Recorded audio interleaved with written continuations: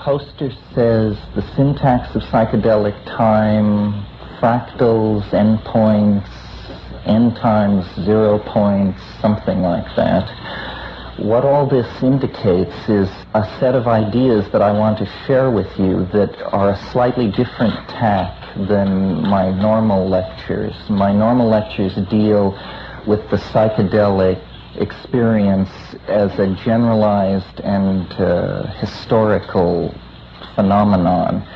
But this effort at communication is slightly more personal in that it's an effort to impart one idea that came out of an involvement with psychedelic substances. My idea, it is idiosyncratic. It is a psychedelic idea, certainly, but it's only one of an infinite possible set of such ideas. And the reason I spend time on it to communicate it to a group of people like this is because I think it can serve as an example of psychedelic ideas generally, how they're formed, how they operate, and what's so great about them. And perhaps with an element of ego, I think that this idea intrinsically has an elegance that makes it worth pursuing.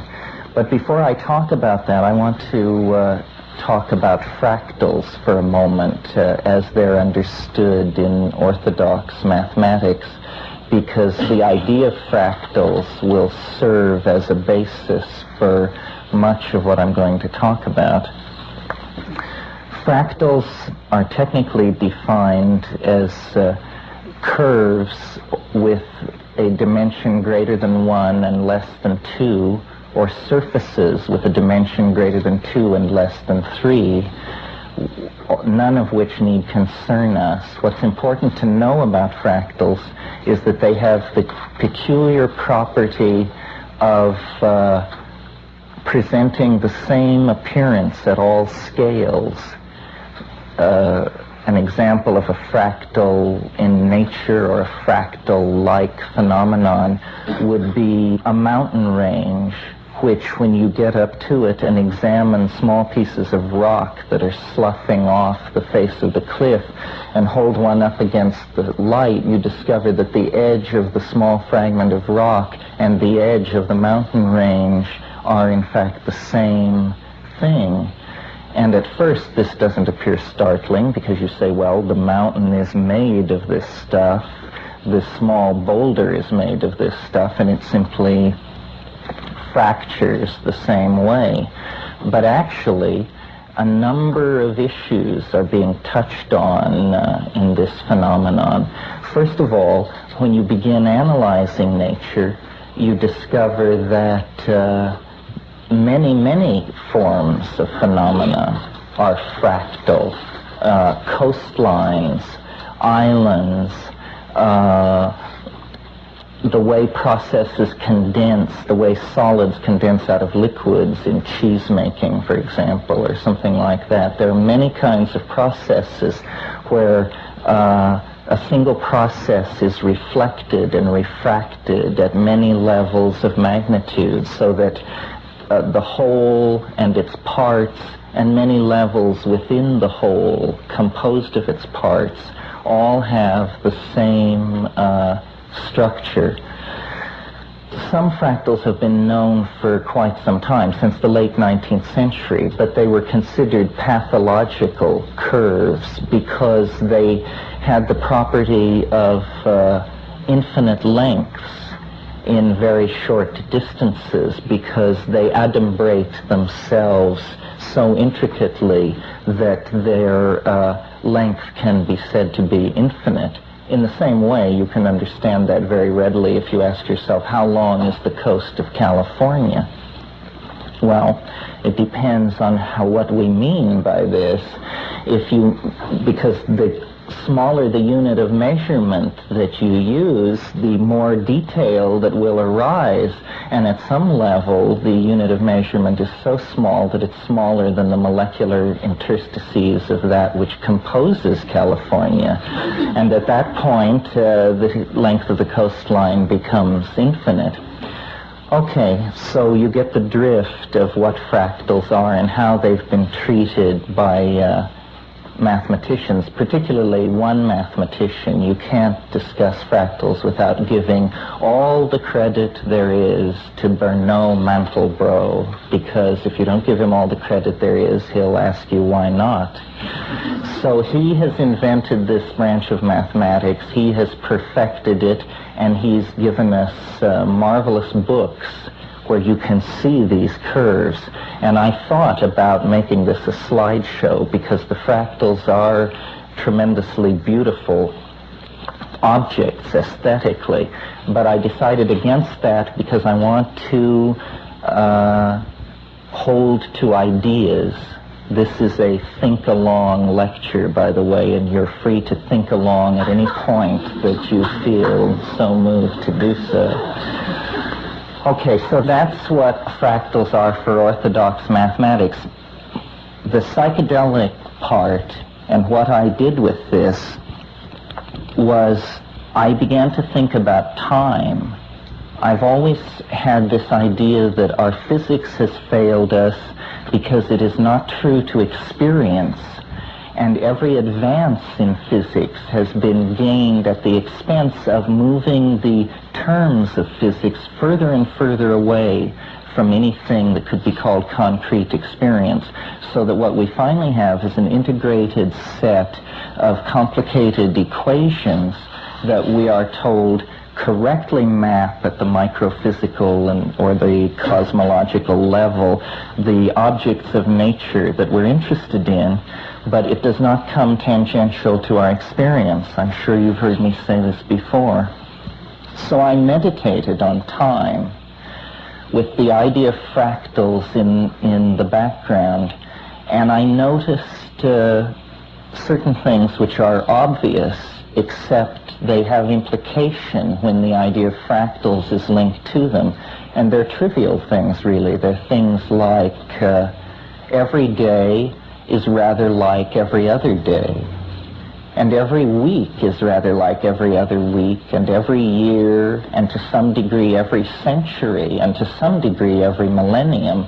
But I noticed that as you raise the ante in these temporal scales, change did become apparent, but at the daily level, every day is very much like every other day, but every day also is obviously different, and it's in the differences that we have the feeling of advance into a future and a feeling of completion. So I took all these ideas, and in the Amazon, when we were investigating the beta-carboline drugs, which are used in combination with DMT, I, under the influence of these drugs, fell into a long, extended meditation about all these themes. In fact, it actually went on for years. In fact, it's still going on in some sense. It was a true boost. And I looked at the I Ching, which I was familiar with, but had never particularly been obsessed with, and I noticed something very interesting about it, which is the King Wen sequence, which is the oldest sequence of the hexagrams, a sequence which precedes any written commentary, when mapped for its first order of difference. And its first order of difference is nothing more than, as you pass from one hexagram to another, how many hexagrams change, how many lines change. So for instance, as you go from hexagram 1 to 2, all lines change. So 6 is the value of that. 6 lines change. When you go from 2 to 3, there is another value. And I graphed the I Ching this way for its first order of difference. Now, in a random distribution, you would expect a fairly even distribution of breaks of orders 1, 2, 3, 4, 5, and 6.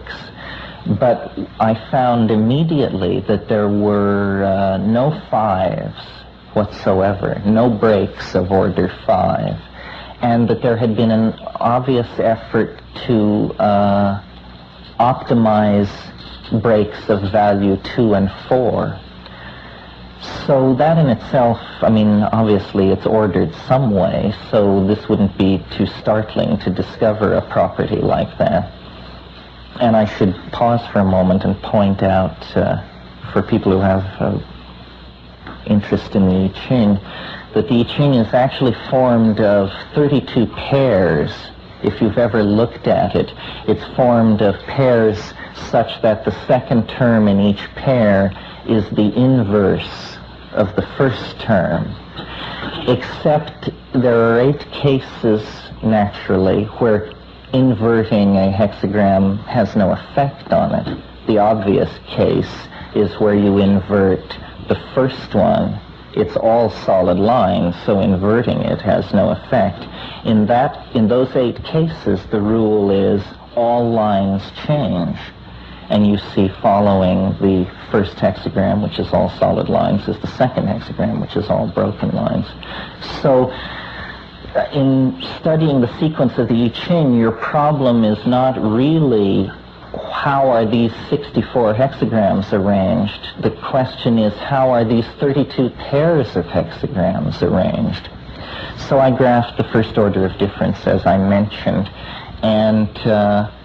and then I noticed a peculiar visual symmetry in my graph, which was, it looked basically like a random squiggle, except that the beginning and the end of the wave were stereoisometric reflections of each other. Now what that means is that if you were to rotate in the plane an image of this wave without lifting it off the paper, you could bring the 2 graphs together and they would dovetail together perfectly at the beginning and at the end, but nowhere in between. And this seemed to me a very powerful argument for order, that I had in fact discovered a previous kind of order that was implicit in this thing. Now, to some audiences, I have to make a complicated apologia about logos and voices in the head and all that. I'll just skip that and say, and so I continued working with this thing under the instruction of the voices in my head. And the first thing that I noticed when the wave was fitted together in this particular way was that the hexagrams paired up so that they always summed to 64. In other words, 63 would pair with 1, 62 with 2, 61 with 3, 60 with 4, and so on. So it was as though a kind of magic square was being generated where the I Ching was additive to itself in all directions on a grid. And so I took this forward and backward running 64-term glyph or graph, and I said, aha, it is the complete I Ching running forward and backward against itself. Since it is the complete I Ching, all 64 hexagrams, all 384 lines, I will follow the principle of constructing modular hierarchies.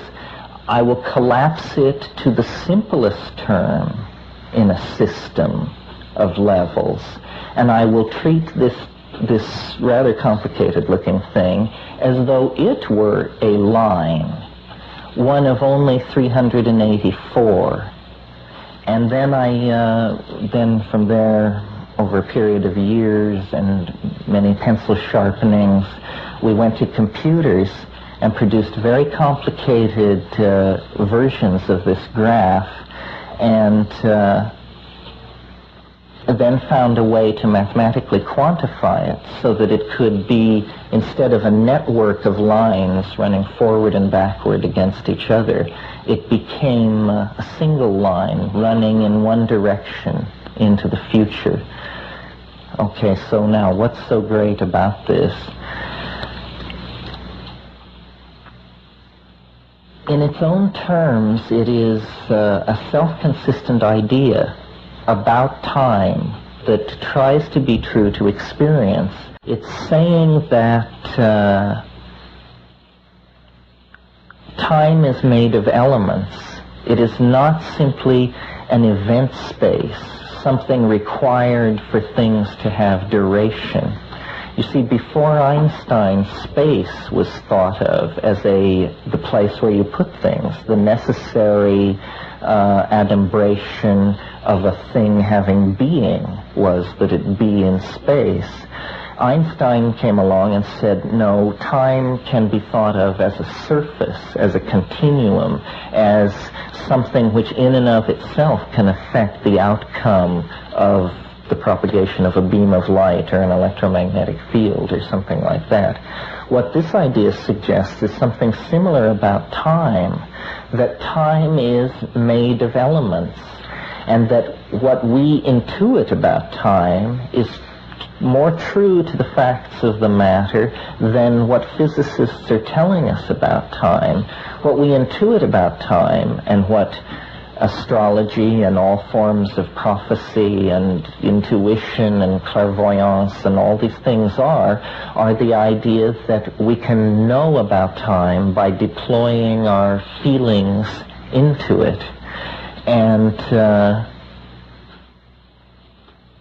what this theory does is take what has generally been a very feeling-toned, intuitional kind of idea and mathematicize it and give it rigor and say that with a very simple computer we can predict novelty.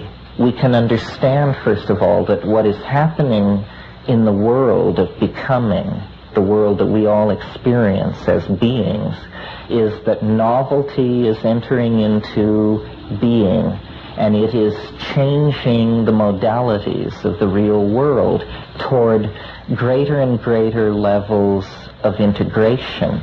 And no matter on what time scale you view the universe, you see this happening. In other words, the universe in its early moments is all chaos.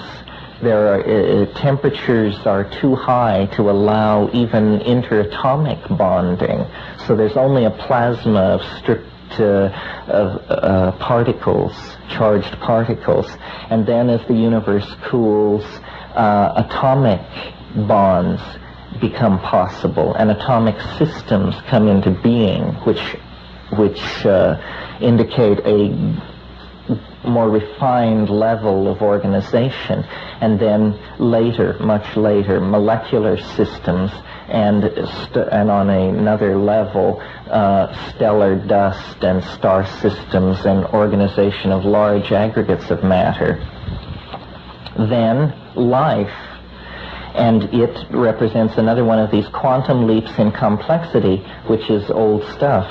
But something else besides a leap in complexity is happening with each of these ingressions into novelty. What is happening is a speeding up of the speed at which these ingressions are happening, so that the first half of the history of the universe, you can say virtually nothing happened. Everything happened in the last half of the universe, of the life of the universe. And about a billion or 2 or 3 billion years ago, about 20% of what we assume to be the total life of the universe ago, life appeared. And then the mammalian line, the early mammalian line appeared 60 or 70 million years ago at the close of the dinosaurs. Then we get culture 25, 30, 50,000 years ago, and very shortly after that, mathematics, and very shortly after that, electronic circuitry. And there is this compression of events, which from the point of view of the historian is the major thing that he sees when he looks at the history of the universe. But science has never mentioned this peculiar compression of events and densifying of complexity. Science takes the position that if that's happening, it's unimportant, and it probably isn't happening at all. And science goes to great lengths, though it admits evolution, to make sure that it arises out of non-teleological processes, and to make sure that it's always confined within the realm of biology, so that an orthodox evolutionist is very uncomfortable if you start speaking of stellar evolution or cultural evolution. I've heard these guys say, if there are no genes involved, you do not use the word evolution. See, they don't want to see it as a formative process touching the organic, the inorganic, the social, the psychological.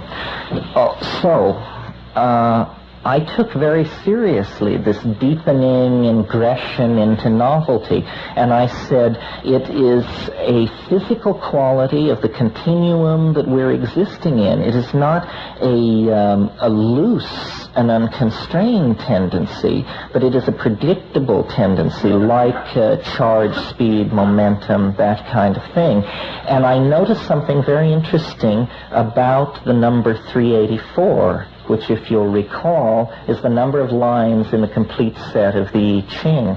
The number 384 is 13 lunar cycles. There are 29.29, I believe, days in a lunar cycle, 13 of which gives you 383.89 days or something like that. So in other words, it's to within a fraction of a day, 384 days. So it suggested to me a calendar.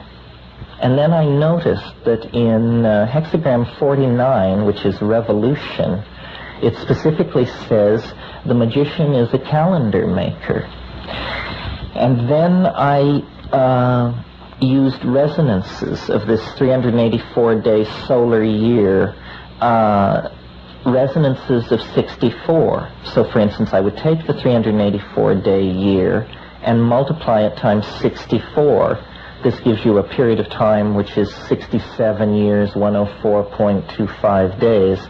That is 6 minor sunspot cycles and 2 major sunspot cycles. Plus it also, in the invisible landscape, the other astronomical correlations are made clear.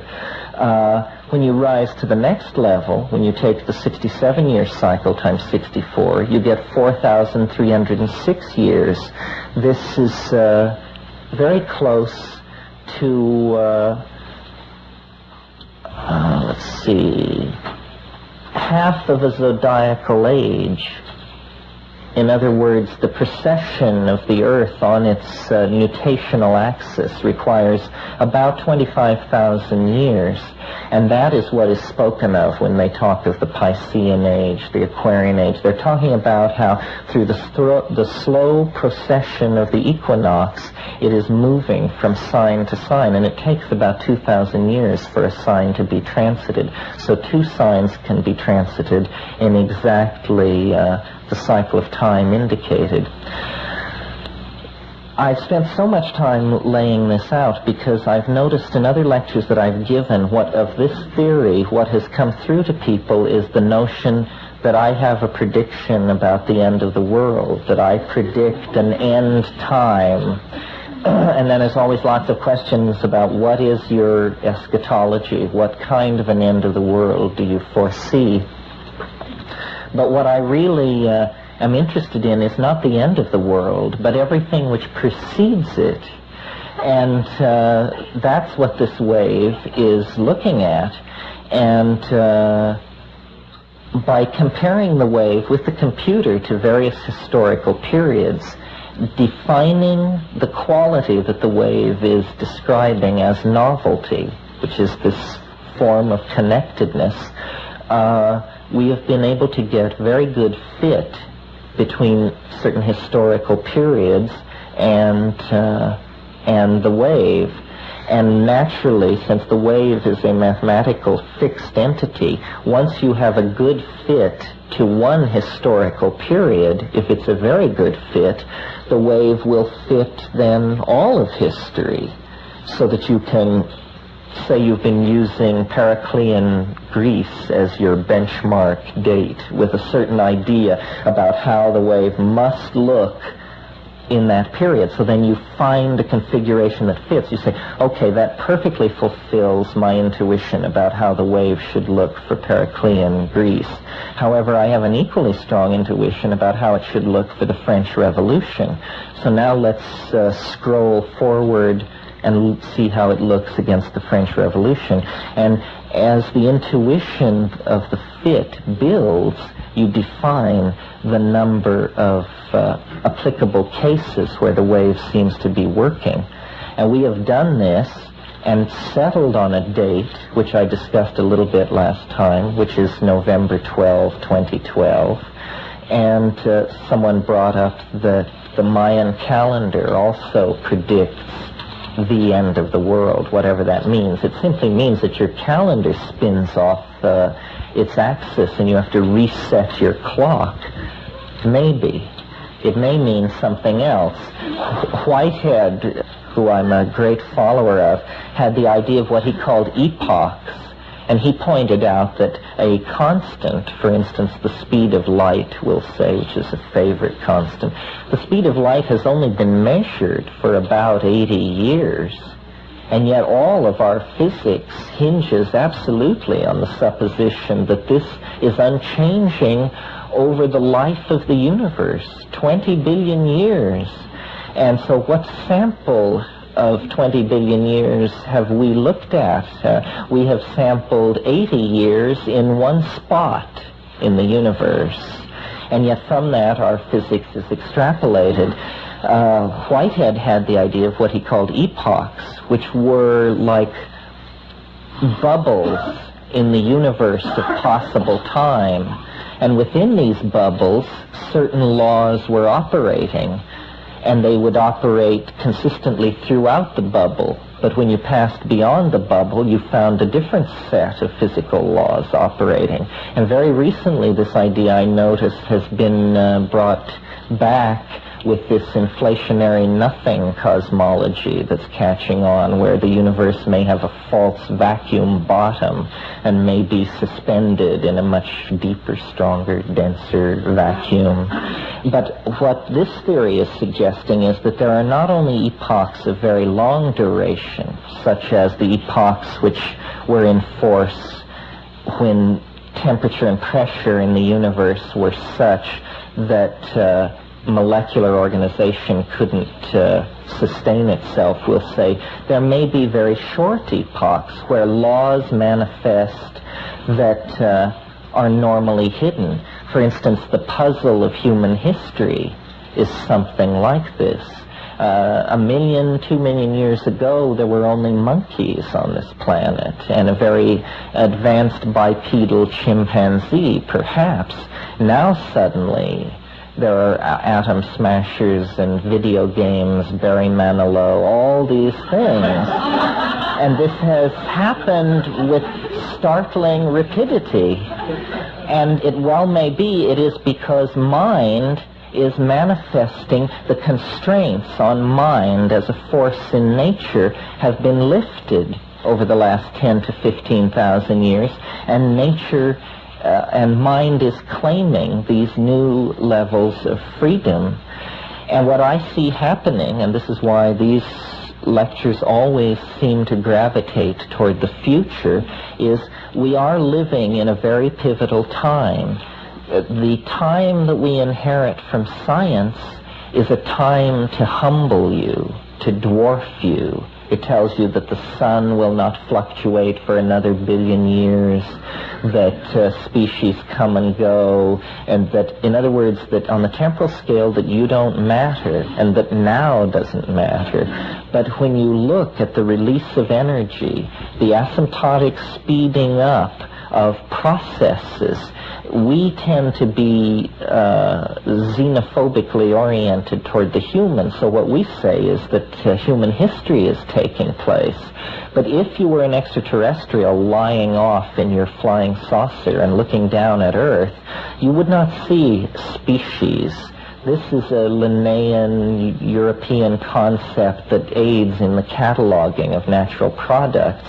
What you would see if you saw biology is you would see a gene swarm on the planet Earth using species as the reduction valve as it flows through time, but only generally. There are many other ways that genes are transferred through episomes and vegetative propagation and this kind of thing, which doesn't need to worry us.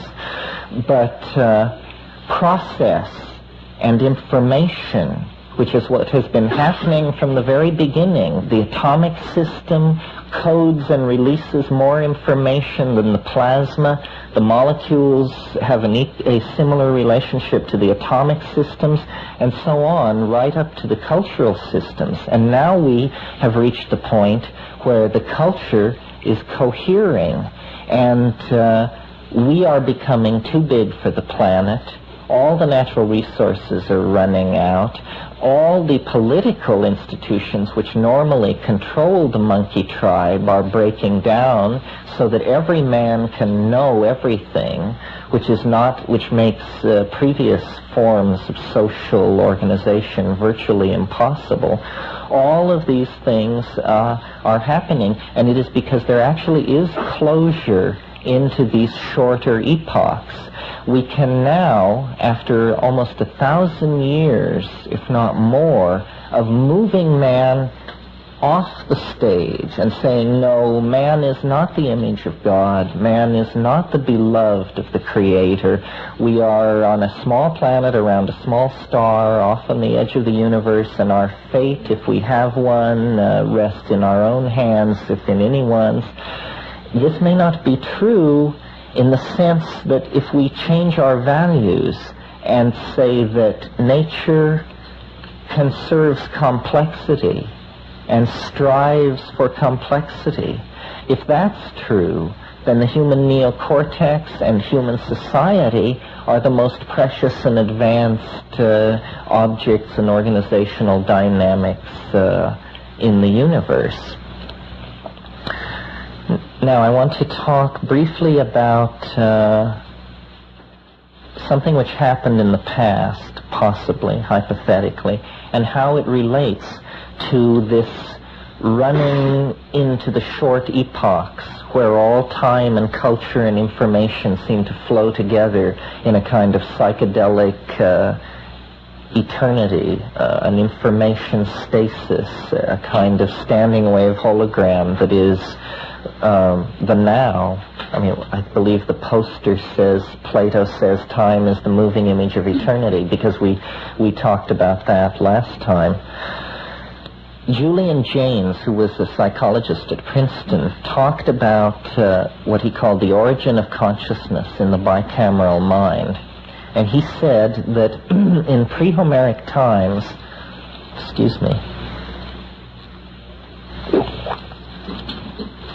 what we experience as ego consciousness was experienced differently by people in those early societies. What we experience as ourselves, something which we completely dominate and somehow enfold in our bodies. This is the cultural metaphor that the self is inside the body. They experienced as outside the body and exterior from the ego, and somehow independent of their own will, so that what we experience as the self and the ego, they experienced as a kind of disembodied God, or guiding voice, or inner spirit, or guardian angel. The important concept in all of this being that they experienced it as separate from themselves. And then James goes on to suggest that it was traders who were people who passed from one society to another for the purpose of exchanging goods, who were the first cynics, because they realized that everybody's gods in different places were saying different things. And they realized, therefore, that there was something funny about these gods, that they were, in fact, somehow rooted in human psychology rather than in theogony, in some sense. And they became the world's first egotists, or the world's first individuated people, because they correctly identified a psychic function as arising from themselves, and they integrated it. And then he goes on, I don't want to spend too much time with this, but then he goes on to say that it was the spread of trade, the rise of money, all these things which broke down these dialogues between cultural wholes and their gods, and that when it broke down, that was what shattered that world of city civilizations that is the true ancient world. In other words, the world of Babylon, Ur, Sumer, Chaldea, the states which precede the Hellenic world, were shattered by the breakdown of this dialogue between the people and the god, and kingship. He talks a lot about how the kings were associated with this voice in the head, so everyone thought the king was speaking to them when they were told to go pump water, herd the cows, shear the sheep, whatever they were told to do. Okay, I mention this because I think that something similar is happening in the present, and that unwittingly James may have provided a metaphor for understanding this. We talked a bit last time about the flying saucer and how it was a projection of a future state of mankind, a mobile psychic entity linked to the idea of the exteriorization of the soul and the interiorization of the body in electronic circuitry.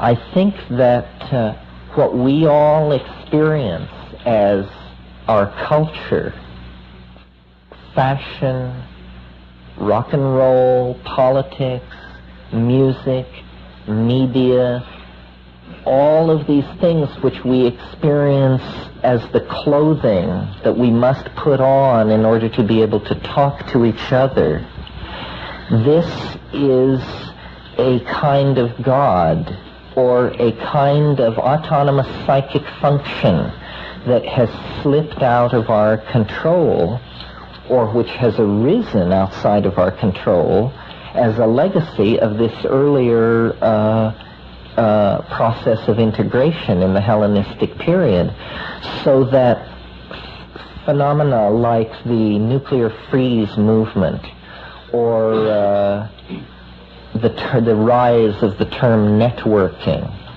or all of these integrative, holistic, feeling-toned, you could almost say liberal, or you could almost say that liberalism in its classic 19th century guise is the first faint sounding of this theme. This rising global humanism is in fact the rising into consciousness of a tribal god, similar to the kind of tribal god that functioned in these pre-Hellenic societies.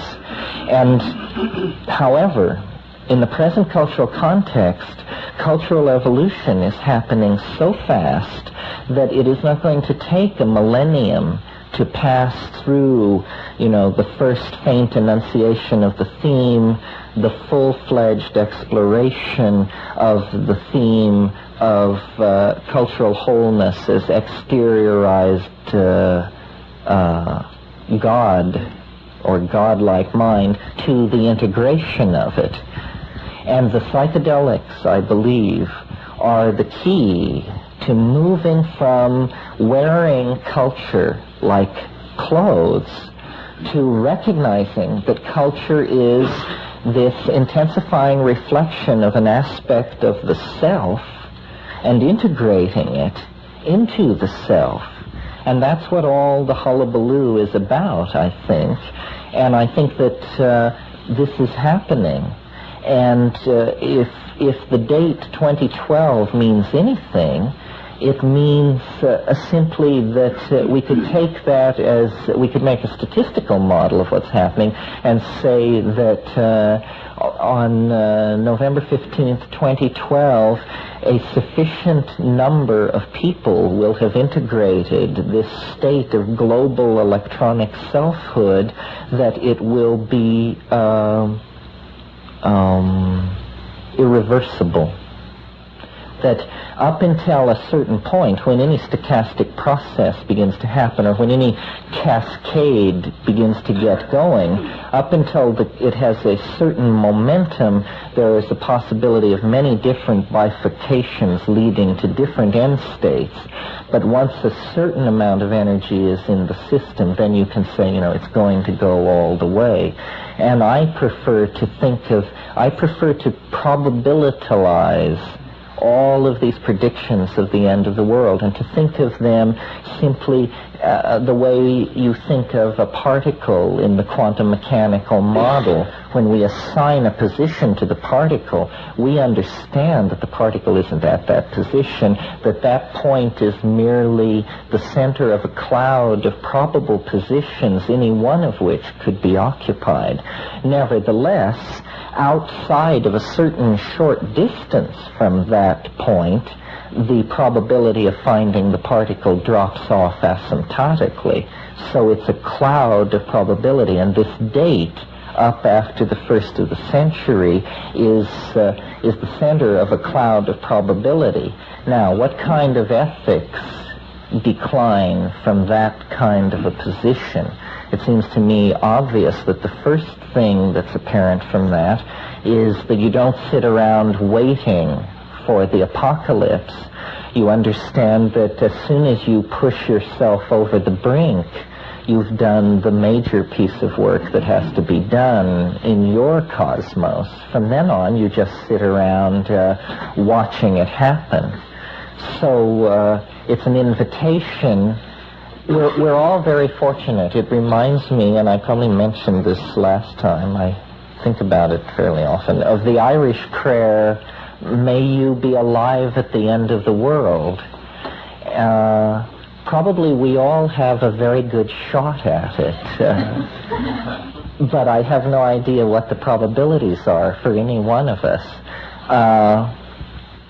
I've spoken of this tonight more in its operational terms rather than in the gee whiz kind of terms, which I did last time, where I painted a picture of what it will be like to invoke this global electronic aspect of the self and to integrate it. But these ideas about collapsing time vectors, about history having an end, about, in fact, history being the shock wave of an event at the end of time, these are the ideas that religions handle fairly well. I mean, this is not religion so much, but theology. Religion tends to concern itself with public morality, but underpinning religion is theology. And it seems to always, at least in the West, meaning in Judaism and Christianity and Islam, and in all of the spectrum of cults that each one spawned, and continues to spawn, there is this wish to put an end to time, to close it off, to redeem us from the cycle of becoming. And I think that the reason these ideas are so persistent in the human psyche is because all of history can be seen in biological time as so brief that it is simply a prelude and an anticipation, so that they actually look down on their culture. They become extra-environmentals, is a way of putting this.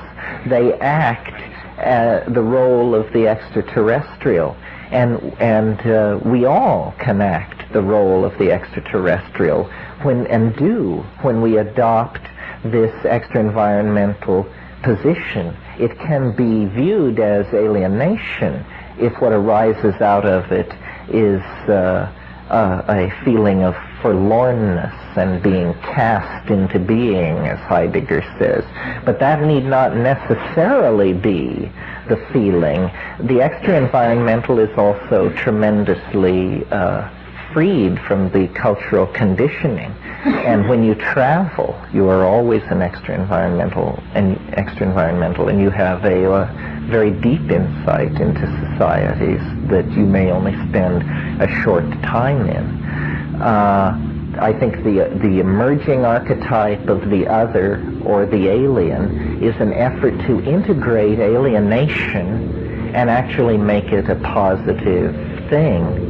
And I think I mentioned either here or on Will's show about E.T. and how clever this was to make people identify with something which looks like a cross between a can of anchovies and the Pillsbury Doughboy, and to actually, love is what that movie is about, and it's alien love. And it's a very important form of love to cultivate, because this process of integration of the electronic overself that is one way of looking at the end of history, that is the process that we're all involved in. And psychedelics, which I haven't mentioned too much tonight, but which I hope you realize are the entire source and motivation and raison d'etre of all of this. Because what psychedelics are doing, they are anticipating this future state, this electronic global information organism is in fact already present in the same way that most of the future is present in the past. I mean, think of any point in the past. Think of 1950. Think how much of today was present in 1950. It means that this idea that science fiction has sold us that the future is a total other world just up around the bend, it isn't actually true. The future is 95% present in the present. And it is that 5% that eludes us that will provide the great adventure for the next 20, 30, 40 years as we come to terms with the fact that we are moving off into the human imagination. That's what this godlike thing is. It is not a filled space, a loving figure, an angel, a god, or a demon. It is an empty space, a space which we will fill with our dreams, essentially, because our dreams have always been the appetition leading us forward into history, but we have not understood why, especially over the last 500 years when it's become very unfashionable to believe in dreams and visions and revelations. But I think actually the faith is well-founded. It's well-founded because of the nature of the physics of time, and that is a physics that your own experience will reinforce for you if you examine it carefully enough. Thank you once again very much. I think we're going to have a brief break and then questions. Thank you.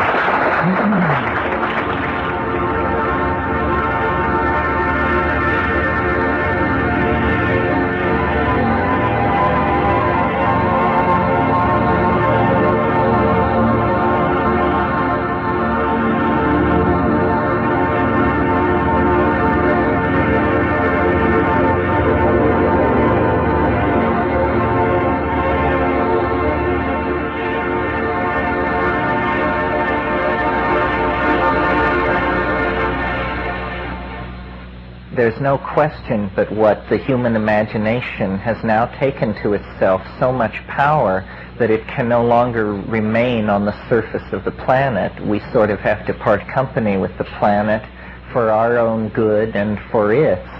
And it's just a commonplace of evolutionary theory that every frontier presents a genetic barrier, because only the hale, the hardy, the adventurous, the healthy go. Certainly space is going to be the tightest genetic filter of that sort that has ever been laid on a human population. It's said, that the dynamics of North American society are due to the fact that we can all trace ourselves back to misfits and malcontents and religious screwballs and all these people who were out of it relative to Europe came here. A very similar thing will obviously happen in space.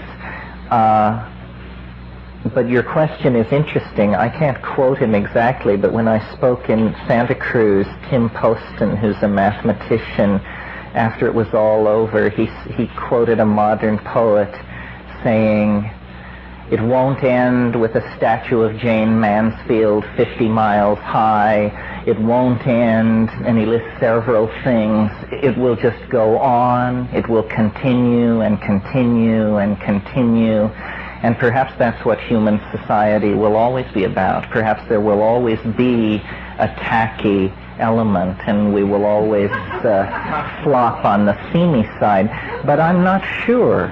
The things which we take to be so basic to humanness, such as all that I just mentioned, have all arisen since this hypothetical moment in Julian Jaynes' theory when we integrated the ego. Perhaps integrating the superego will actually make us stand taller and see more clearly into each other's needs. I think that the old evolutionary model, which was that evolution was the struggle of the fittest and the devil take the hindmost, is pretty much discredited, and we now understand that what is maximized in evolution is not the sharpness of the fang or the length of the claw, but the ability to cooperate with other species harmoniously.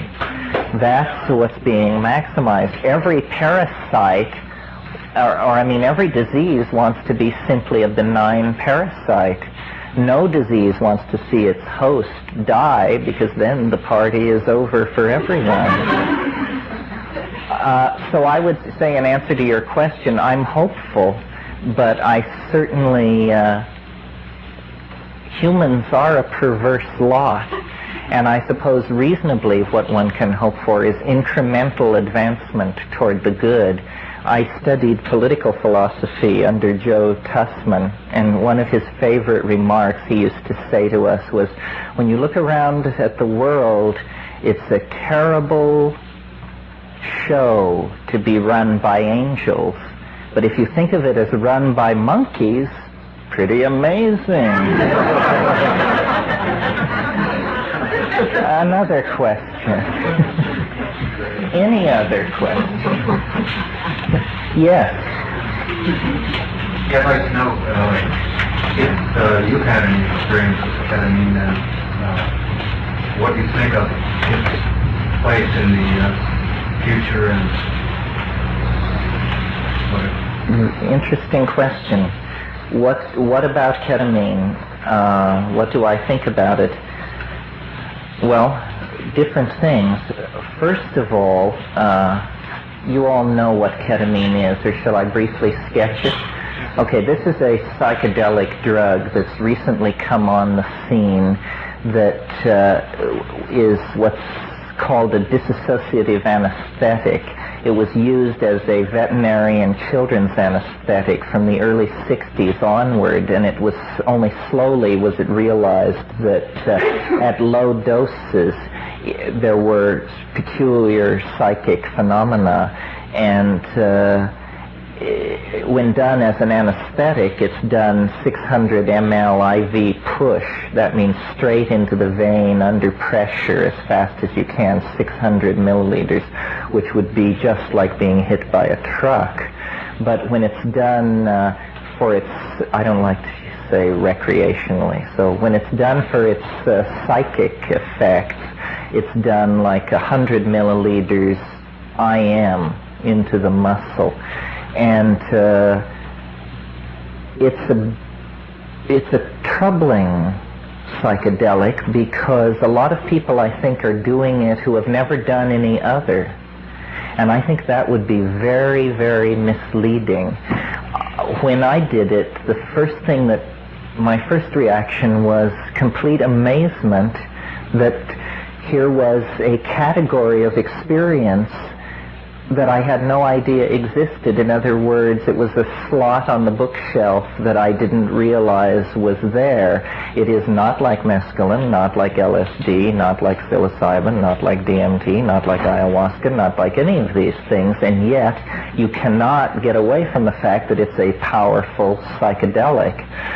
So it's useful for that alone, to further expand the definition of what is a psychedelic drug.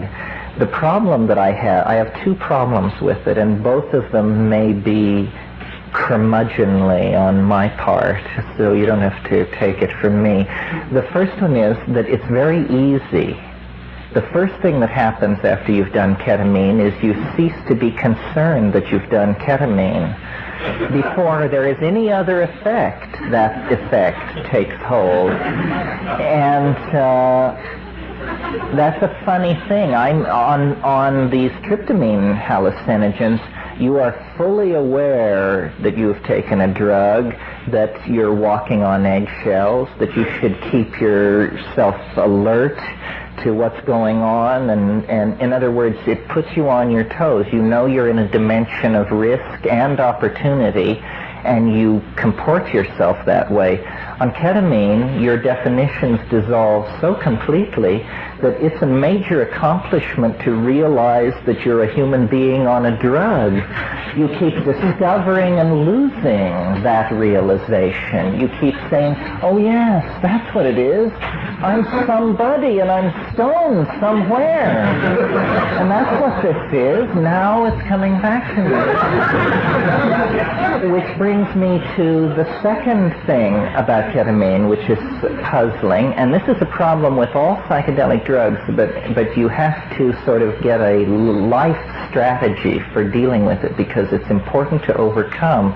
And that is, it's very state-bounded, which is a term that the psychologist Roland Fisher coined, which means you can't remember anything about it.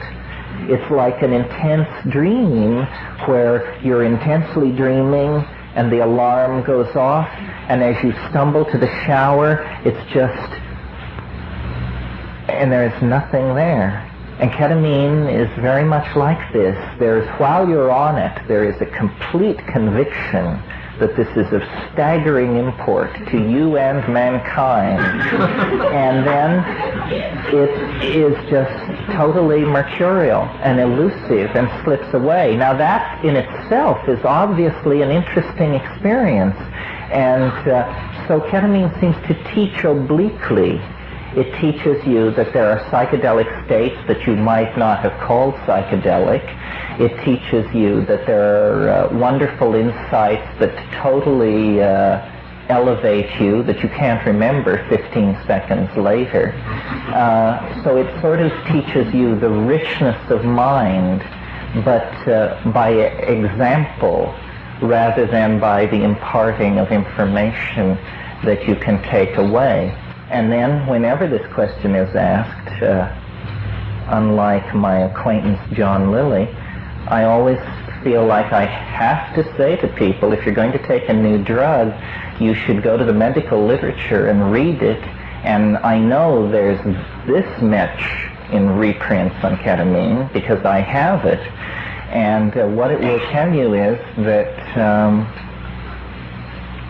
there's a kindling effect, which means each time you do it, it is easier the next time to get loaded. However, on the neurophysiological level, or the level of an electroencephalogram, this kindling effect can be, I don't want to say it's dangerous, I just want to say it's a warning sign. because the same kind of kindling will precede petit mal seizure and other forms of seizure. Let me say, though, on this matter of drugs and how you judge them, especially now, since there are so many drugs in the MDA series making their way into society, MDA, MMDA, MDMA, MMDA2, a whole gamut of these, and there will be more down through the years. I've always taken the position that it was important that the psychedelic have a relationship to a plant, and that's almost a perfect fit for me, because I approve of psilocybin and it comes from a plant, and mescaline and it comes from a plant, and LSD is sort of problematic because the LSD-25 that is what most people are familiar with is not from a plant. That's a creature of the laboratory. But analogs active in the milligram range, ethyl lysergic acid amide, occur in morning glories of several species and in ergot, and in some cases non-toxically. So as I live into the 80s, it's becoming harder and harder to maintain this thing about the importance of the plant, because so many people can't imagine what you're talking about. They are totally devoted to one or another completely synthetic drug and are having revelations and loving insights and all these things. And so I feel a little bit like a Puritan, but until I know more about it, for myself, that's sort of the categories I'll work with. Also, the plant drugs almost always have a shamanic tradition associated with them that's several thousand years old. So they're use-tested in human societies, both for psychic effects and physiological effects. If a drug has been taken for 10,000 years, chances are it's fairly benign. Any other questions? Yes. I was wondering if you read in the introduction of Psilocybin by Boston America a statement that the author put forth to be from the mushroom, whereby the mushroom offers possible symbiote for the humans, offers to give them information on how to build spaceships, and what you think about that, and what you think about the symbiosis between humans and mushrooms.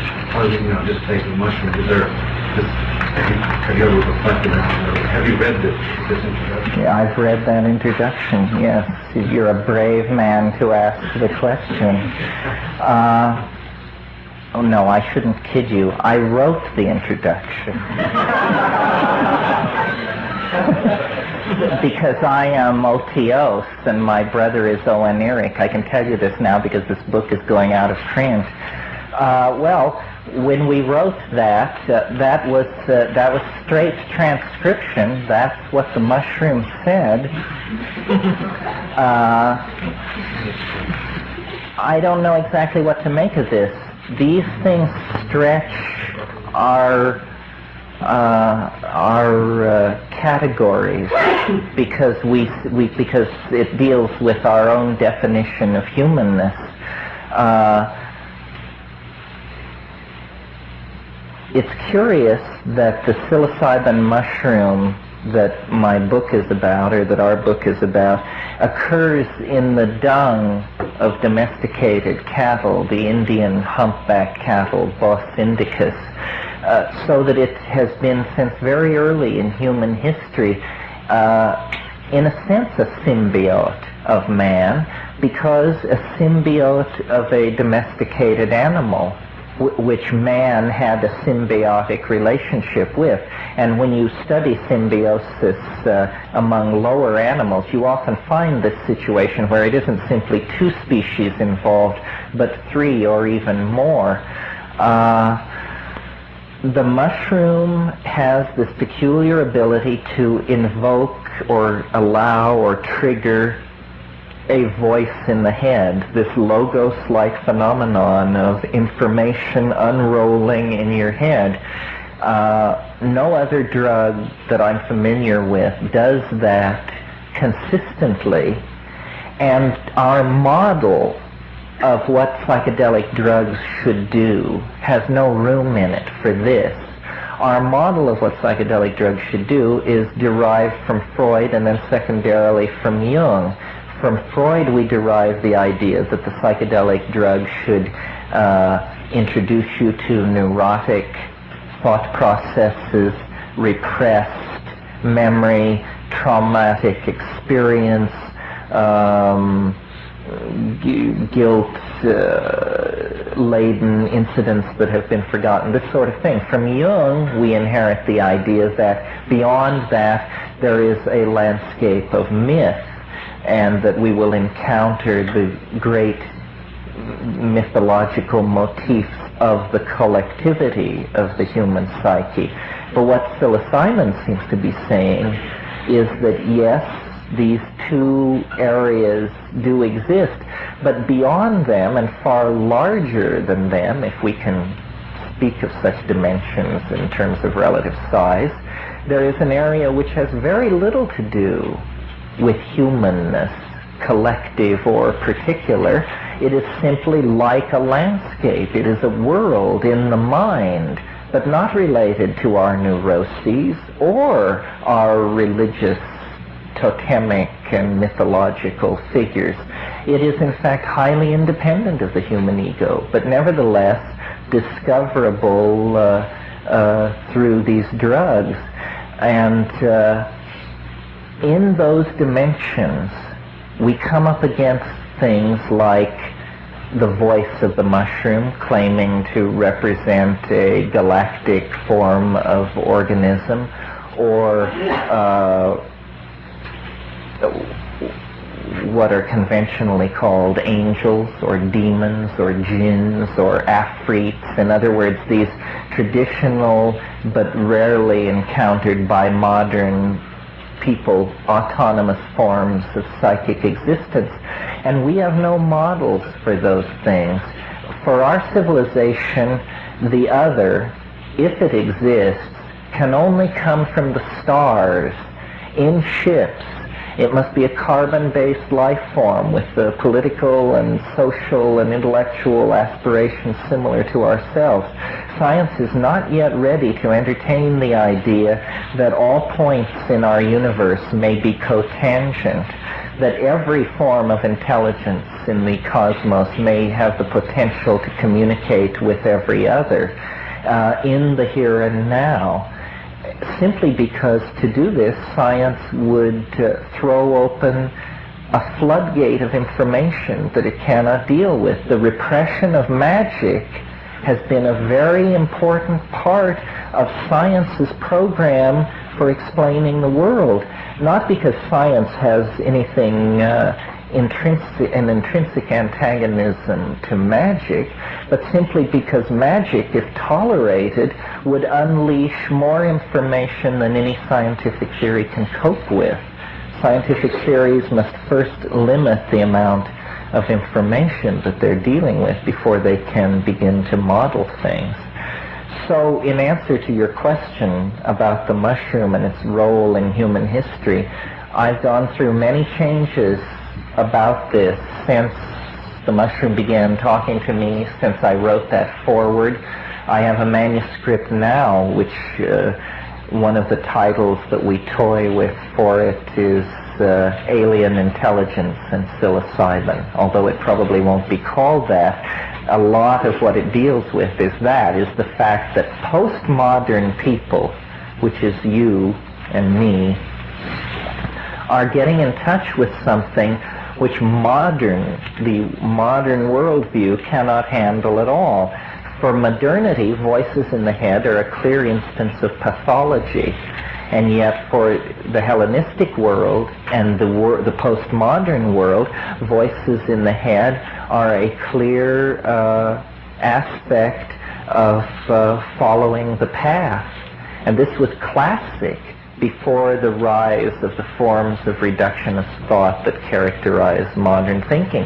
Socrates had a demon. He mentions it many times. It told him what to say. It helped him with what he should think. And it was a commonplace for sages and philosophers of that time to make that kind of claim. Psilocybin places it within the reach of modern people, but it also, by so doing, serves to demonstrate that the old models of psyche, Freudian and Jungian, just won't serve. I don't think that these things can be reconciled very easily. I think science, if it's going to take up the Enochian tables and that sort of thing, is going to transform itself to the point where it will no longer be science. Paul Feyerabend, who lives in Berkeley, I don't know if he still teaches, has written a couple of books, one called Against Method and another one called Science in a Free Society. And he makes the point there that science has really become an enemy of the free society simply by virtue of the fact that it wishes to arbitrate all models, so that somebody says, well, I believe the universe is such and so, and everyone says, well, go ask the scientists if it's true or not. This is a staggering amount of power for any group of people to have, especially a group of people whose accomplishments, and I'm not now talking about the technicians and the engineers, but the scientists, what they have accomplished is only to give us an unrecognizably abstract model of the world. So I would prefer a world of intellectual pluralism, where astrology and astronomy and Kabbalah and information theory and all these things worked in their own area, but no one claimed preeminence, because you see, this claiming of preeminence rests on a false assumption. No idea can be dismissed that is internally consistent. There's nothing more than that. Science is not more than internally self-consistent, and astrology is not less than internally self-consistent. So why should these things be placed on two different levels in terms of being arbiters of the truth? So I think that there will be, by psychology, for instance, fringe human abilities and things like that discovered. But I think higher magic will always operate according to the laws of higher magic, and that this will be a closed book to science simply because of the nature of the premises of both concerns.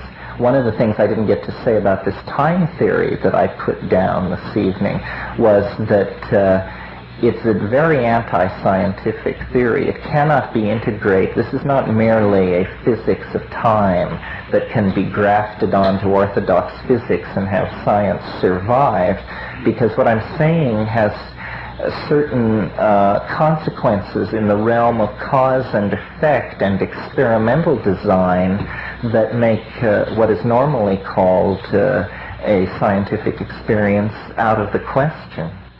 And another untestable hypothesis that riddles science from end to end is the idea that if A causes B at time F, then A will cause B at time anything else. And that's just obviously nonsense in any realm where we experience things, but it's necessary to believe that. And so what science ends up being able to do, this is interesting, science then becomes a way of explaining anything which happens the same way over and over again, regardless of the time that it happens. We could almost describe science as the descriptive, that branch of human knowledge which is concerned with the description of those processes which are not affected by the time in which they occur. And and none of those processes are interesting to living, thinking, feeling people, because everything you experience is unique. Every moment, every event, every person, every situation. So what's happening here? Something is happening to the monkeys, and it's very dangerous, and it takes about 25,000 years to happen. It's a mad rush, because for it to happen, the most dangerous processes in the universe have to lie present at hand. Nuclear fusion, nuclear fission, social control, genetic control. Everything has to be possible for the good to be possible. The species is completely free to mirror itself. That is, in fact, apparently what this test is about. What freedom means is you find out how good you are by discovering what you do when you have the power to destroy yourself. And we as a species are in that position, and no one can do it but us. And if we do not destroy ourselves, then very obviously the intellectual tools that we have taken in hand are the tools which will send us out to the stars. Now, as far as this idea that I talked about tonight, about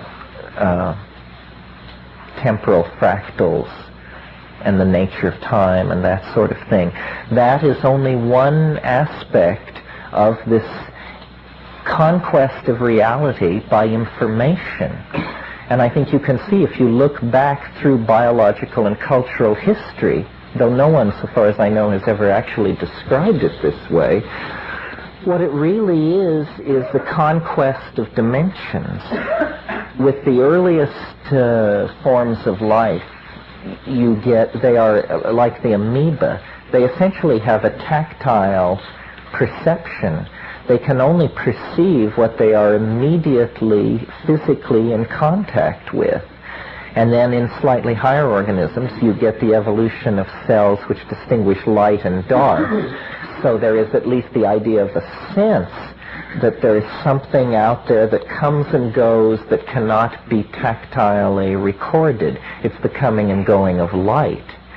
But then as organisms advance in complexity, the eye is where the evolutionary thrust comes once you get past the eye spot.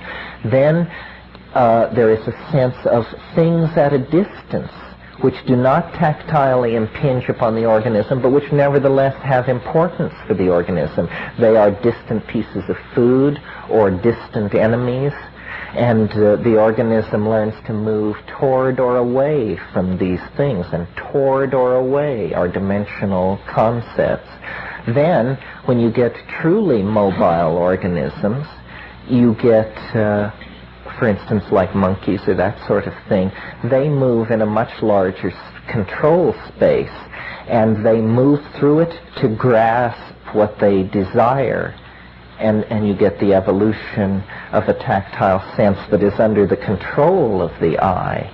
And then that essentially ends with the binocular vision and the bipedal locomotion. That ends the conquest of physical dimension for biological objects.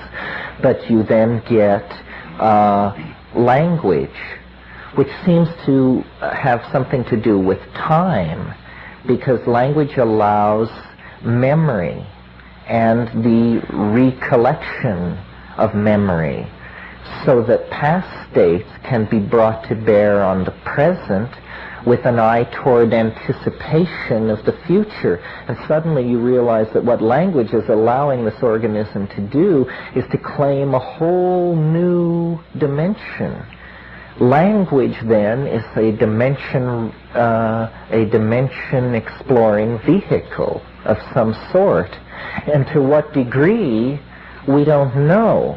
Because, for instance, obviously, as animals, we contact the dimensions past and future. These are dimensions with great importance to an animal, because what you learned in the past may keep you from being eaten in the future. But then once you have the luxury of civilization, we get language applied to subjects which are neither related to the past nor the future, like mathematics. And mathematics is a language which has gone out and described multidimensional spaces. I think that nothing is more exquisite than the interior music. And all music is obviously an effort to approximate this interior music. And I don't know if it's apocryphal or not, but I'm sure you all know the story of Beethoven saying, if you could hear what I can hear, you wouldn't bother with what I've written, because it's just compared to what I'm hearing. You have to, it's a knife edge, because the music does lead deeper into these visionary states. But I still think that once you are where you want to be, that if you can cast loose from exterior musical input, that this interior music will rise into perception and reward you for that. The way that I take psychedelic drugs seems very natural to me, but then when I describe it to groups of people like this, I realize that people have all kinds of styles, and this has caused the psychedelic experience to be sort of blurrily defined in the mass mind. My idea of how you take a psychedelic drug is that you reduce sensory input as low as you can without the reduction itself becoming an impediment. In other words, I'm not talking about isolation tanks and all that. I'm just saying a dark, quiet, calm, cool, empty room is the best kind of situation. And some of the most interesting trips that I've had have been to the accompaniment of a single sound, which is simply a drone. It's like the bindu, the seed, around which then the multiplicity of the hallucinogenic vision can gather itself and constellate.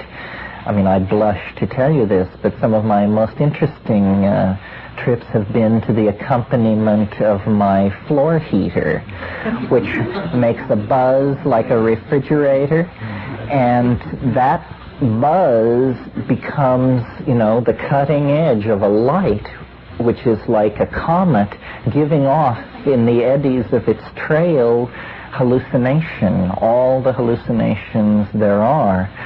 So I think that music is intrinsic to everything that we're talking about. We are aspiring to the condition of music, and we need music, therefore we should have it as an exterior input when we can have it no other way.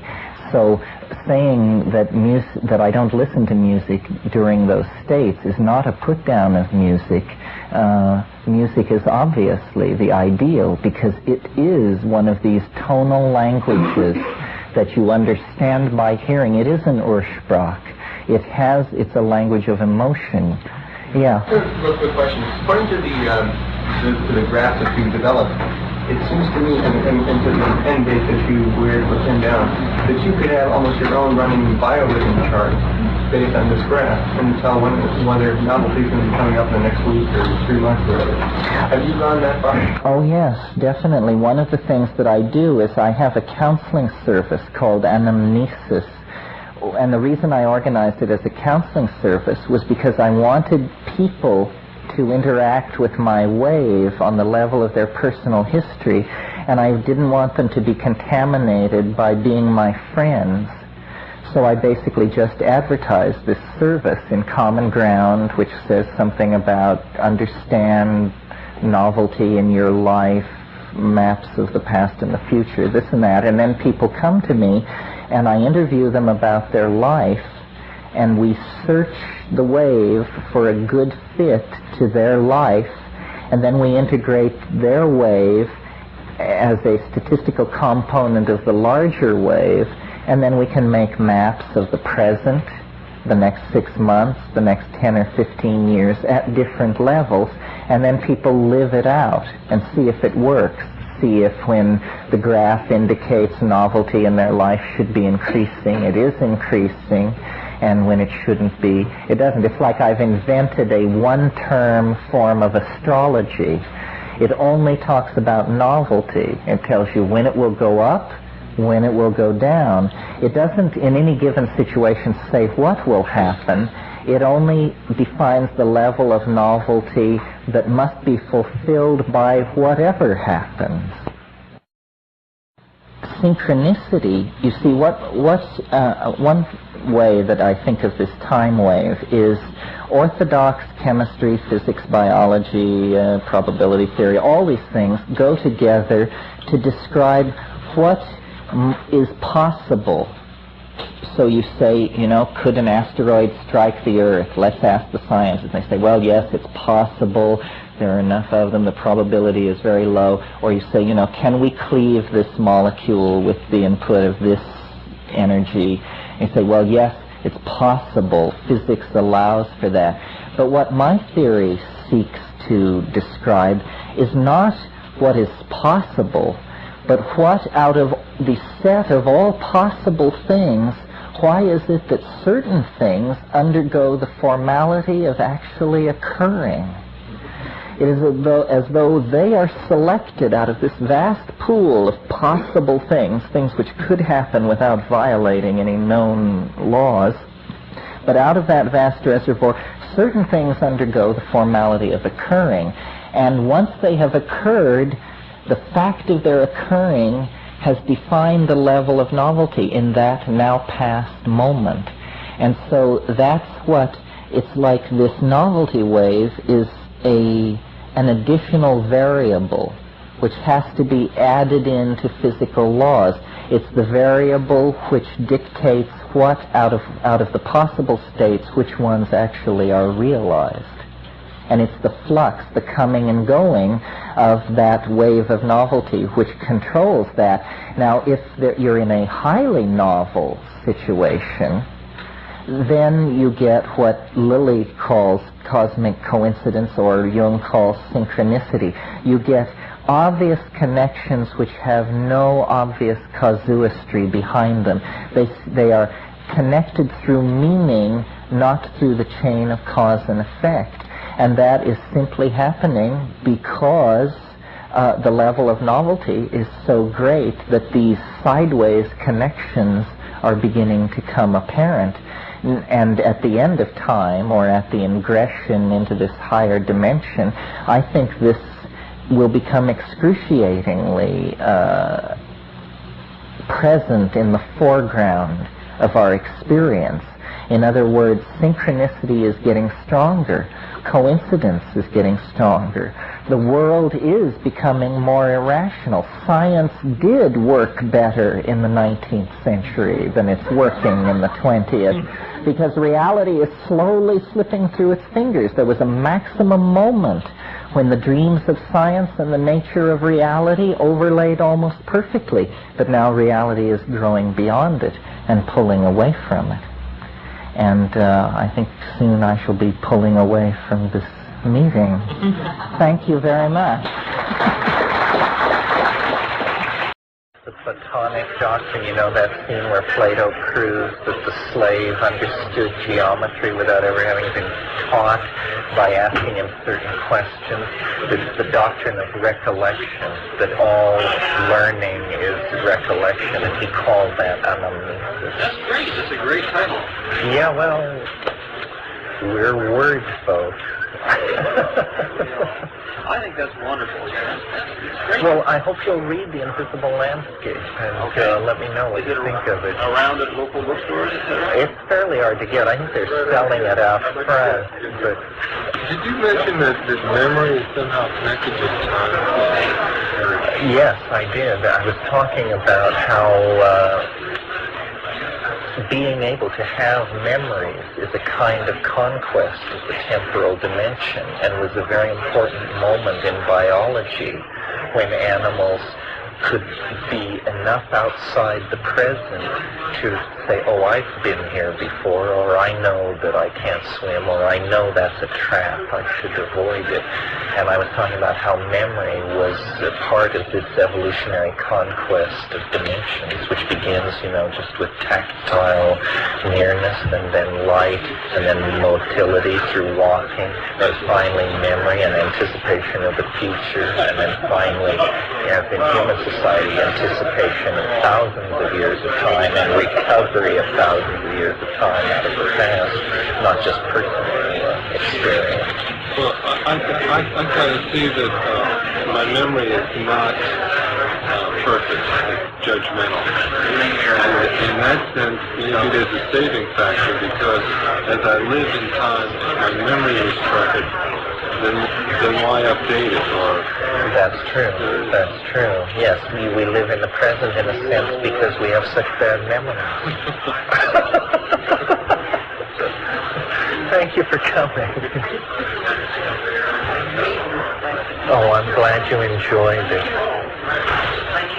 Good. Well, I hope to see you again. Good. You talking about getting to the end of time. To the next stage. Maybe we have to get to the end of power too. Yes, well, I think this deepening of synchronicity and coincidence that I talked about will have the effect of getting us to the end of power. I think it's harder and harder to plot with power. Even in our own time, we've seen the most powerful forces in the world totally brought low. I mean, America loses the Vietnam War, Richard Nixon can't hang on to the presidency. It seems like the more powerful you are, the more in danger of being depotentiated you are. And I think this is about information, about the density of media, that power and information are at war with each other. And power must work hand in glove with ignorance, and ignorance is on the run. Well, we all are. Anybody in these societies is. Let's get your reaction to this. To a theory put out by an engineer, he says he's coming to the end of the integration theory. About to enter the evidence is the seed of dying soil becoming mature and so on and so on. And the function of the relation of the mineral, which takes 90,000 years to remineralize the soil, and will have a big one. CO2 in the atmosphere doesn't have to put in Well, this thing I was saying about how things are becoming more connected through time and speeding up, the last 10 million years of Earth's history have been the most violent and violently fluctuating in all of Earth's history. The last million of those 10 million years have been the most violent, and of those, in terms of the weather, the weather and glaciation and earthquake and pole shift and all these things, the last 100,000 years have been the most violent of that. So what we're getting is an increase in all kinds of change, and this why this is happening to the planet is not clear. In other words, during the Jurassic period and Precambrian, the Earth's climate was very stable, Earth's temperatures were very stable. Apparently, the weather was very mild. Now we have these tremendous fluctuations, glaciations, and in fact, man is largely formed because of that, because the glaciations have the effect of endlessly splitting apart and reuniting human gene pools, which is, of course, the fastest way to intensify diversity. You breed gene pools apart, then you mix the populations, then you separate them again, then you mix them. And this is a major formative factor of making man. So it's as though, in a way, the planet, the instability of the planet on a planetary scale has called forth an intelligent species. Well, I'm saying it's driving the pump of evolution. It's the thing which is making evolution happen faster than it has ever happened before, because change always drives evolution, Glaciation period comes soon. The competition for space and resources will be so intense that the bombs will go off and most of us will lose. Yes, we've certainly never faced a glaciation when we had the technology, but on the other hand, if the glaciation doesn't come soon, real soon, we'll be gone. Well, in another 100 years, Gerard O'Neill suggests the major population center by 2050 could well be the Jovian moon system. That's where the hydrocarbons are. That's where the metals are. This is where the things we need are, and if classical patterns are followed, we will go where the natural resources are. Do we need those things? Us higher beings? I mean, you say that we need them? I don't think we are going to spiritualize ourselves out of existence. I think that that the dualism between spirit and matter and body and soul are probably going to be transcended. What we do is we excrete ideas. We take in matter, unprocessed matter, glasses, plastics, metal, and we excrete them as ideas in a very highly organized form. What do we need concentrated metal? Isn't that the substance for a highly technological civilization? Is that what we want? Well, it may be a transitional phase. In other words, maybe sophisticated civilizations always build with molecules, but even we are machines in the sense that we are made of DNA. Obviously, the metallic petroleum phase of a culture is very brief. As soon as we understand the genetic machinery, we will use that as our technology. Everything can be made with DNA, not just people.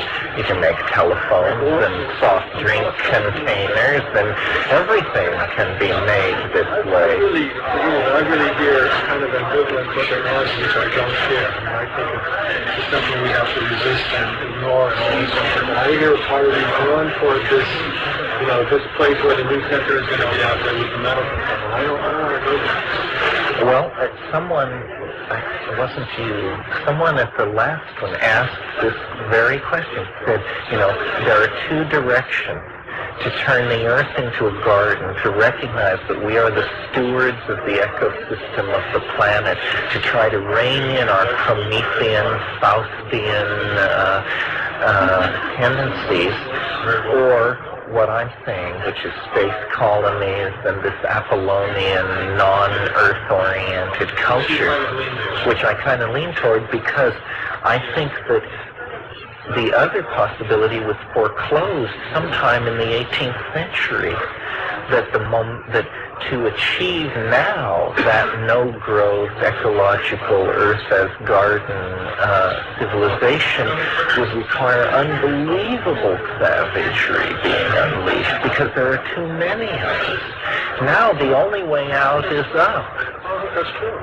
Well, this is a question for... appropriate technology and with the right kind of garden, we can support it. You think that we can deliver... See, what we have to do is either deliver an American standard of living to everyone on the planet, or convince them that they don't want that By doing it ourselves. But I don't see that happening. I agree with you, it could happen.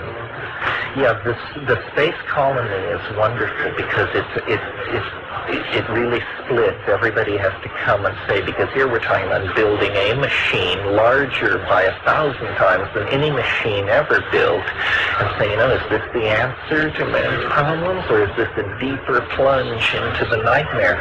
I feel everything that you're saying, but I also think that it's too, in a sense, it's too intellectual, because what you're saying is we understand what should be done, and let's do it. But what if we exist to stockpile plutonium and to build this staggering technology, to build these space colonies, because to lift the Terran gene swarm off the surface of the planet because the planet is in danger? What about the fact that the last million years has been the most turbulent of the last 100 million, and the last 100,000 the most turbulent of that. Perhaps the planet is destabilizing. In that case, what is happening is we are not, it isn't that man is evolving into spaceman and leaving the planet. It's that man is the cutting edge of biology on the planet, and biology is frantic to escape because it senses that the ecosystem, but there will be if we take everything and go. And also, that's the question. In other words, it's the commonplace of the gee whiz school of thought that we're made of stars, alien stars. You know, the atoms in your body were once in the heart of alien stars. Well, if that's true, and everyone agrees it is, but the statement which should follow on that, that means that there are atoms in your body which were once the atoms of alien planets, not stars.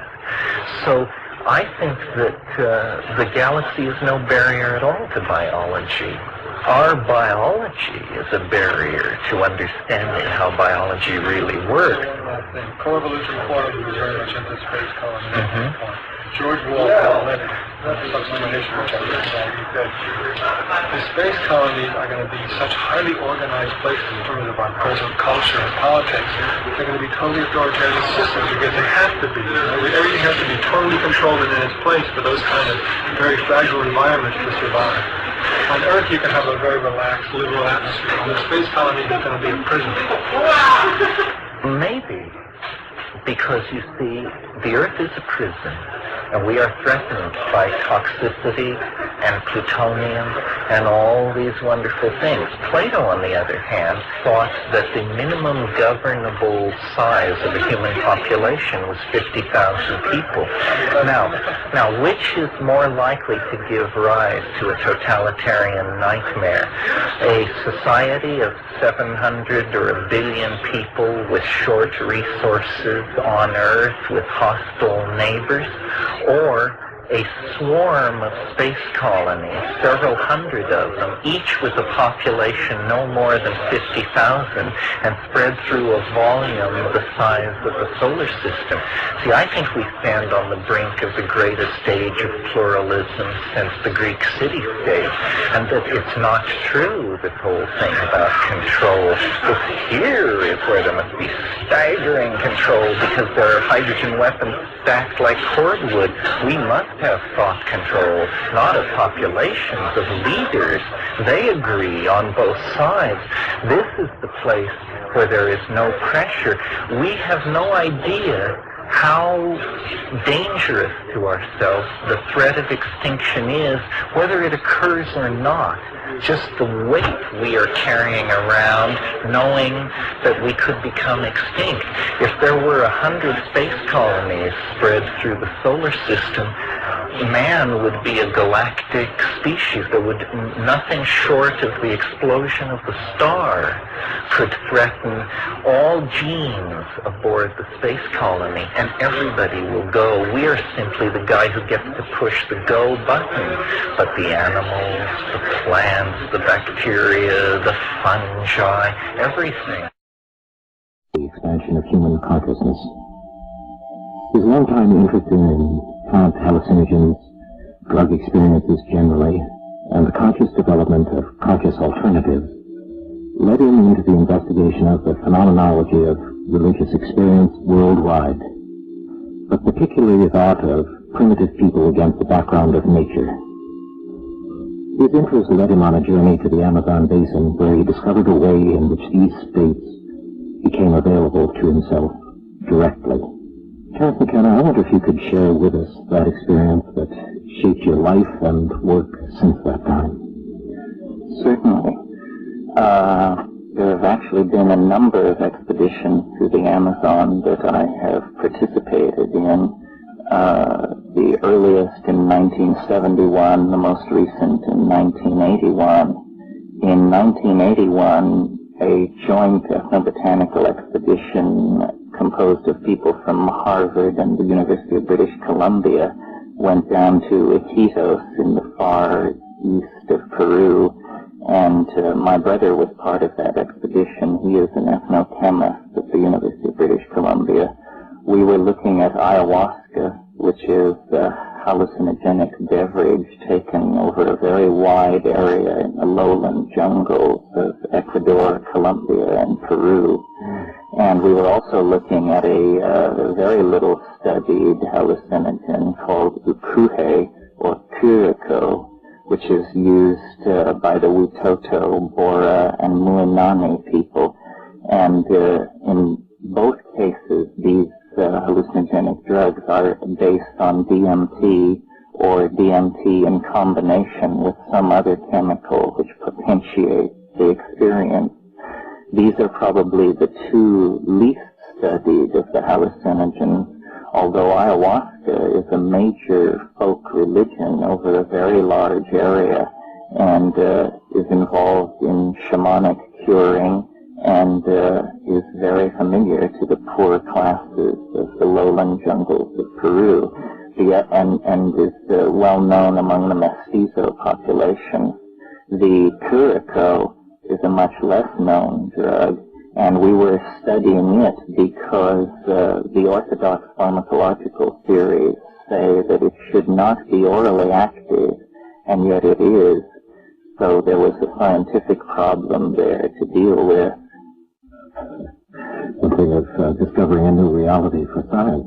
Well, you have to have a scientific problem to center these expeditions, and then what you actually brush up against, of course, is the phenomenology of the drug as it's experienced, and this is far removed from the pharmacological issues which are being sorted out now in the laboratory. But the experience of taking these drugs in the Amazon up these small tributaries that run into the main body of the river among pre-literate people who are definitely not middle class, and in the ambiance of the equatorial continental jungle is very interesting, very enlightening. How did you respond to that? I assume that you'd experimented with other hallucinogens in the recent past before you made that journey, and that indeed you were looking for the effect that would have a psychophysical response in you. And yet, apparently you came upon something quite unexpected. Yes, well, since the middle 60s, we had been interested in dimethyltryptamine, DMT, both because of the intensity of the experience and also because of the rapidity of its onset. When DMT is smoked, it comes on in about 15 to 30 seconds, and the onset of the effects of that rapidity actually challenges science to explain it. And then the content of the experience seemed to us to go beyond even the orthodox model of what the psychedelic experience should constitute. In other words, the psychedelic experience has been discussed in terms of consciousness expansion, or exploring the contents of the personal or the collective unconscious, or achieving great empathy with works of art or something of that sort. What we found with the tryptamines was there seemed to be an unanticipated dimension, which was contact with alien intelligence. I call it this for want of a better word. Organized intellects that presented themselves in the drug trance with information that seemed to be not drawn from the personal history of the individual having the experience, or even from the collectivity of human experience. And later we came to feel that this effect was particularized to the tryptamine hallucinogens. In other words, not only DMT and ayahuasca and these more exotic Amazonian drugs, but also psilocybin, which is probably the most widely experienced of these drugs. To me, it was astonishing that a voice could address you in that state and impart information and dialogue with you. Gordon Wasson, who discovered the psilocybin mushrooms, or who formally brought them to the attention of Western science, he also wrote about this phenomenon, but for that matter, so did Plato in discussing the logos for Hellenic human beings. This experience of an interiorized guiding voice with a higher level of knowledge was not alien. However, the intellectual adventure of the last 1,000 years has made an idea like that seem preposterous, if not psychopathological. And so, as moderns, as pharmacologists exploring these drug states, my brother and I came upon this phenomenon. And in the ensuing years, we have worked with it, directed other people's attention to it, and I would say a consensus has emerged that this phenomenon is real, but no consensus has emerged, nor it may be that no consensus will ever emerge about exactly what it is. Are we dealing here with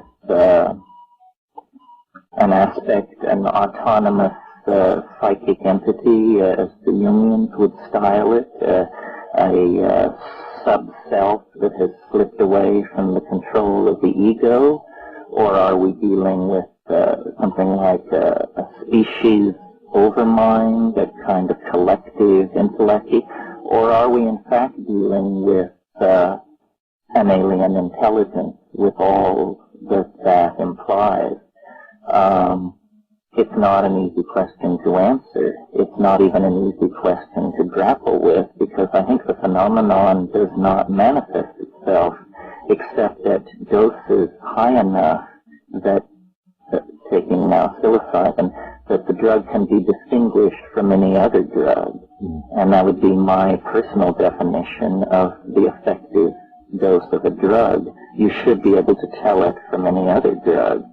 Terence, there are certain parallels that are quite obvious, and one of them that immediately comes to mind are examples such as St. Joan hearing voices and gaining direction. Granted, she was a farm girl, and perhaps she was growing mushrooms in the backyard, but there seems to be throughout history, within the realms of religious experience, the hearing of voices, and it's always attributed to, quote, God.